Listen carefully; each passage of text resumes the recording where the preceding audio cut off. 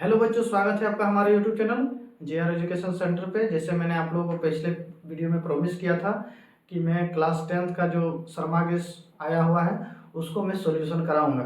तो चलिए आज मैं सरमागिस लेके आया हूं। तो देखिए मेरे पास है हाथ में अभी सरमागिस, ठीक ना, 2023 जो एग्जाम होने वाला है 10th का उसका। तो आज हम लोग इसका तैयारी करवाएंगे। इसी से जितना मॉक टेस्ट मतलब MCQ क्वेश्चन है या बड़ा क्वेश्चन है, जितने भी सारे क्वेश्चन है इसको मैं कराने का कोशिश करूंगा। तो इसमें बहुत इंटरेस्टिंग क्वेश्चन दिया हुआ है। तो चलिए शुरुआत करते हैं। तो जैसे आप लोगों को पता है इसमें तो है बहुत सारे चैप्टर, लेकिन अभी मैं सारे चैप्टर को छोड़कर अभी एक चैप्टर जो पकड़ने वाला हूँ वो है समांतर श्रेणी। तो समांतर श्रेणी आज हम लोग पढ़ने वाले हैं। जरूरी नहीं कि चैप्टर 1 से ही शुरुआत किया जाए। जो चैप्टर आप लोग को अच्छा लगे, इंटरेस्टिंग लगे, उस चैप्टर को पहले बनाइए।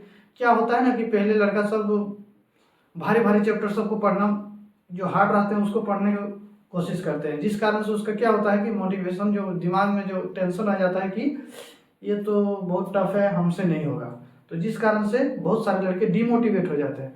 तो उसको डीमोटिवेट नहीं, हमको मोटिवेट करना है। तो चलिए शुरुआत से ही हम लोग हार्ड चैप्टर ना लेके आसान चैप्टर के ओर चाहते हैं, ताकि आप लोगों को भी इंटरेस्टिंग लगे और मुझे भी इंटरेस्टिंग लगे और आप लोगों को बोरिंग ना लगे, ठीक ना। तो चलिए शुरुआत करते हैं इस चैप्टर को। तो आज हम लोग पढ़ने वाले हैं समांतर श्रेणी। ये आज हम लोग पढ़ने वाले हैं समांतर श्रेणी। तो असमांतर श्रेणी पढ़ने से पहले आप लोग को बहुत एक दो कोई चीज ऐसा है कि आप लोग को जानकारी होना बहुत जरूरी है, तब आप लोग से ये चैप्टर और आसानी से बने। तो जो पढ़ने वाले लड़के हैं, जो शुरू से पढ़ रहे हैं, चैप्टर को पढ़े हुए पहले से, उसके लिए तो आसान ही होगा। और जो नहीं पढ़े हैं या जो नहीं देखे हैं वो मेरा वीडियो देखिए। आप लोग को मैं कंफर्म करता हूं कि आप लोग का कोई भी क्वेश्चन ऐसा नहीं होगा कि समझ में नहीं आएगा। मैं इतना सरल तरीका से बताने का कोशिश करूंगा। फिर भी आप लोग को यदि कोई दिक्कत है, कोई क्वेश्चन में दिक्कत होगा, तो आप लोग जरूर कमेंट्स कीजिएगा वीडियो में। मैं उसको फिर से बताने का प्रयास करूंगा, फिर से समझाने का भी प्रयास करूंगा। मेरा मोटिव यही रहता है कि सारे लड़के को क्वेश्चन समझ में आए, ठीक ना। तो चलिए क्वेश्चन देखते हैं। सबसे पहले तो हम लोग देखते हैं कि क्या क्या इसमें जरूरी है। तो देखिए समांतर श्रेणी क्या है। समांतर श्रेणी, तो समांतर श्रेणी जो है उसको हम लोग पढ़ने के लिए कुछ कुछ टॉपिक्स हम लोग को पढ़ना पड़ेगा पहले। तो क्या क्या टॉपिक्स पहले इसको हम लोग देखते हैं। तो सबसे पहले आता है समांतर श्रेणी पढ़ने से पहले इसको हम लोग पढ़ते हैं AP, ठीक ना, अर्थमेटिक प्रोग्रेस। इसको हम लोग शॉर्ट में बोलते हैं AP। तो देखिए समांतर श्रेणी पढ़ने से पहले हम लोग को पढ़ना पड़ता है प्रथम पद। क्या पढ़ना पड़ता है? प्रथम पद। इसमें थोड़ा सा इंक डाल लेते हैं। चलिए गाइस देखते हैं, यहां लिखा हुआ था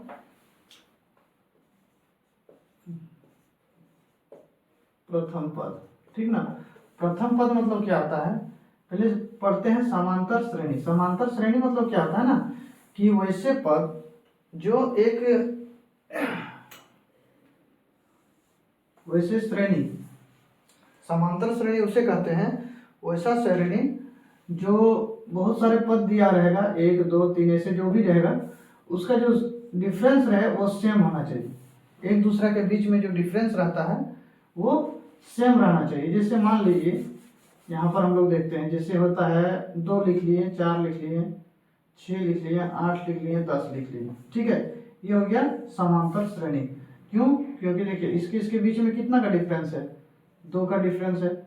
इसमें फिर 2 जोड़ देंगे तो 6 हो जाएगा, 6 में 2 जोड़ देंगे तो 8 हो जाएगा, 8 में 2 जोड़ देंगे तो 10 हो जाएगा। तो ये क्या है कि इसके बीच में जो डिफरेंस है वो 2 का डिफरेंस है, 2 बढ़ रहा है, ठीक ना। तो इसको हम लोग बोलेंगे समांतर श्रेणी। अब मान लीजिए रहेगा 1 5 8 फिर रहा 7 या 2, कुछ भी रहा ऐसे। तो देखिए इसके बीच में कितना का डिफरेंस है, तो +4 का डिफरेंस है। इसमें +3 का डिफरेंस है, और इसमें फिर इसमें घट जा रहा है, माइनस हो जा रहा है, ठीक ना। तो देखिए यहाँ पर इसी से पता चल रहा है कि दूसरा चीज डिफरेंस अलग अलग है, एक जैसा डिफरेंस नहीं है। तो ये हम लोग का समांतर श्रेणी नहीं कहलाएगा। समांतर श्रेणी का एक ही रूल है कि कोई भी 2 पद के बीच में जो डिफरेंस रहेगा वो सेम रहेगा, ठीक ना। तो इसको हम लोग बोलते हैं समांतर श्रेणी, जिसका सार्व अंतर जो होता है वो सेम रहे, ठीक ना। अब देखिए क्या होता है प्रथम पद और सार्व अंतर, इसके बारे में हम लोग पढ़ते हैं। तो फर्स्ट बात तो देखिए प्रथम पद मतलब होता है, जैसे नाम से ही पता चल रहा है कि प्रथम, और पद मतलब जो फर्स्ट में है, इसको हम लोग बोलेंगे प्रथम पद, ठीक है। उसके बाद हम लोग को सीखना पड़ता है प्रथम पद के बाद सार्व अंतर। सार्व अंतर, अब जैसे अंतर नाम से ही पता चल रहा है, अंतर मतलब डिफरेंस, ये दोनों के बीच में डिफरेंस कितना है, 2 का। तो ये हो गया हम लोग का सार्व अंतर। सार्व अंतर कितना हो गया, 2, कहीं किसी का भी बीच में निकालिए 2 ही आएगा। तो सार्व अंतर निकालने का फॉर्मूला यही रहता है, जैसे हम लोग इसको हम लोग प्रथम पद है तो इसको A1 लिख सकते हैं, द्वितीय पद को A2 लिख सकते हैं, तृतीय पद को A3 लिख सकते हैं। A1 A2 A3 ये सब क्या है, पद है, प्रथम पद, द्वितीय पद और तृतीय पद, या first term, second term, third term, fourth term. इसी तरह हम लोग इसको लिखते हैं, जो पद होते हैं उसको हम लोग A से दर्शाते हैं, A1 A2 A3 A4 A5, ठीक ना। और सार्व अंतर जो होता है उसको हम लोग D से दर्शाते हैं, जिससे इसके बीच में हम लोग D1 लिख सकते हैं, इसके बीच में D2 लिख सकते हैं, ठीक ना। तो ये से हो गया सार्व अंतर। सार्व अंतर मतलब होता है डिफरेंस, या D लिख सकते हैं, ठीक है। तो ये हो गया आप लोग का प्रथम पद, सार्व अंतर, और इतना सीख गए आप लोग। तो इसके बाद आता है और वो SN। जैसे मान लीजिए कोई भी पद रहा है, ऐसे दिया हुआ है, इसको बोलेगा कि जोड़ कितना होगा, इस 1 2 3 4 5 टर्म है, तो ये पांचों टर्म को यदि जोड़ेंगे तो कितना आएगा, ठीक ना। ये 5 टर्म दिया हुआ है, तो ये पांचों टर्म को जोड़ेंगे तो कितना आएगा। हम लोग हाथ से जोड़ेंगे तो बहुत टाइम लगेगा, ये जो भी लगे, लेकिन इसको हम लोग जैसे मान लीजिए छोटा है तो हम लोग जोड़ भी सकते हैं, लेकिन जो बड़ा बहुत बड़ा दे दिया, डिफरेंस भी बड़ा रहेगा या ये सब अंक भी बड़ा रहेगा, तो क्या करना है उसमें हम लोग एक फॉर्मूला लगाते हैं SN, उसको लिखते हैं SN, ठीक है, SN। तो इसका फॉर्मूला होता है n/2, क्या होता है n/2, और होता है 2a + n-1, और यहाँ होता है d, ठीक है। ये होता है फॉर्मूला, ये भी याद रखना है आप लोग को। ये यदि 3 चीज आप लोग याद रख ली तो आपका समांतर श्रेणी चैप्टर एकदम आसानी से बनेगा। सबसे आसान चैप्टर यही है, हम लोग को तो लगता है सबसे आसान चैप्टर यही है। तो चलिए इसका हम लोग पहले MCQ क्वेश्चन कुछ देखते हैं, उसके बाद देखते हैं कि कैसा आप लोग को समझ में आ रहा है नहीं आ रहा है।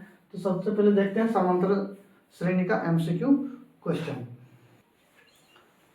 देखिए बच्चों, सबसे फर्स्ट में दिया हुआ है MCQ क्वेश्चन, यदि आप लोग देखिएगा तो सबसे फर्स्ट क्वेश्चन में लिखा हुआ है किसी AP के प्रत्येक संख्या को कहते हैं। देखिए कोई भी AP रहेगा, 2 4 6 8 10 कुछ भी ऐसे रहा, 2 4 6 8 10, तो इस सारे संख्या को हम लोग क्या क्या नाम से करते हैं। तो टर्म हो गया, ऐसे यदि हम लोग इंग्लिश में पढ़ेंगे तो टर्म बोलेंगे, और नहीं तो पद बोलेंगे, तो ठीक है, इसको हम लोग क्या बोलेंगे, पद। तो इसमें ऑप्शन में भी दिया हुआ है, A नंबर में दिया हुआ है किसी AP के प्रत्येक संख्या को क्या कहते हैं, सार्वंतर, पद, अपरिमित, परिमित, अपरिमित। तो इसको हम लोग बोलेंगे पद, क्या बोलेंगे, पद। और 2 नंबर में दिया हुआ है सार्व अंतर का मान होता है। देखिए सार्व अंतर का मान होता है, क्या क्या होता है, 0 हो सकता है, या धनात्मक हो सकता है, या ऋणात्मक हो सकता है, या इनमें से सभी। देखिए इसमें क्या दिया हुआ है, एक धनात्मक हो सकता है, मतलब प्लस में हो सकता है, माइनस में हो सकता है, कि शून्य भी हो सकता है, या तीनों हो सकता है। तो ये क्वेश्चन आप लोग आंसर आप लोग दीजिएगा। इसमें क्या कर, आप लोग को क्या लगता है, कोई भी पद जैसे यहाँ से यहाँ जो डिफरेंस रहता है D, जिसको हम लोग बोलते हैं, तो ये हमेशा क्या क्या मान आ सकता है, प्लस में आ सकता है, माइनस में आ सकता है, कि 0 भी आ सकता है। ये आप लोग के लिए है, आप लोग इसका क्वेश्चन का आंसर हम लोग को कमेंट में कीजिएगा। तो चलिए थर्ड नंबर क्वेश्चन हम लोग देते हैं, सूची दिया हुआ है, इसके ऊपर में भी आप लोग को क्वेश्चन दिखेगा, ठीक ना। तो 4 नंबर क्वेश्चन या 3 नंबर क्वेश्चन में देखते हैं क्या लिखा हुआ है। 4 10 16 22, इसका ये दिया हुआ है टर्म, ठीक है। इसको बोला है कि आप लोग को बताना है, इसमें क्या बताना है कि ऑप्शन में दिया हुआ है, एक ऑप्शन में दिया हुआ है AP नहीं है, मतलब ये AP है या नहीं है, ये आप लोग को बताना है, ठीक है। तो चलिए इसको एपी है या नहीं, मतलब समांतर श्रेणी है कि नहीं है, इसको कैसे हम लोग पहचानेंगे। तो सबसे फर्स्ट बात तो हम लोग क्या करेंगे, इन दोनों का डिफरेंस निकालेंगे। मतलब D1 करने के लिए हम लोग क्या करेंगे, पहले A2 से A1 घटाएंगे तो हम लोग को D1 निकल जाएगा, मतलब इसके बीच में डिफरेंस निकल जाएगा। तो इसका डिफरेंस निकालने के लिए क्या करेंगे, 10 में से 4 घटाएंगे, 10 में से 4 घटाएं तो हम लोग का आ गया 6। अब जैसे D2 निकालते हैं, मतलब इसके बीच में डिफरेंस निकालते हैं।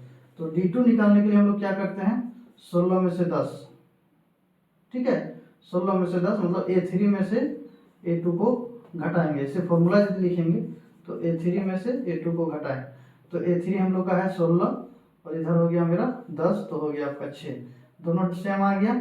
अब चलिए इसको भी देख लेते हैं, इतना बना लिए तो ये भी क्या है, D3 यदि निकालेंगे तो हम लोग को क्या करना पड़ेगा, 4 में से 3 को घटाना पड़ेगा, 4 में से 3 को घटाना पड़ेगा। तो 4 है 22 और यहाँ है 16, इसको भी घटाएंगे तो 6 ही आ रहा है।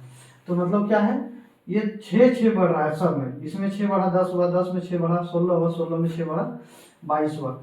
तो ये मतलब सेम हम लोग जानते हैं कि जब D समांतर रहेगा, सम रहेगा, सब जगह D का मान सेम रहेगा।